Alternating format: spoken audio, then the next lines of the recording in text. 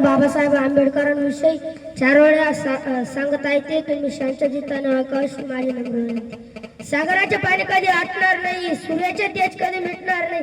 सागराचे पाणी कधी आटणार नाही, सूर्याचे तेज कधी मिटणार नाही। एकाही आजार जन्म झाले तरी बाबासाहेबांचे उपकार कधी फिटणार नाही, बाबासाहेबांचे उपकार कधी फिटणार नाही।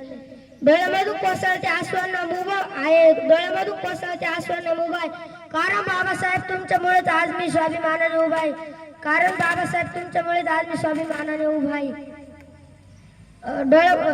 करून जीवाचं रान दिला सर्वांना, करून जीवाचं रान दिला सर्वांना समतेचा शान।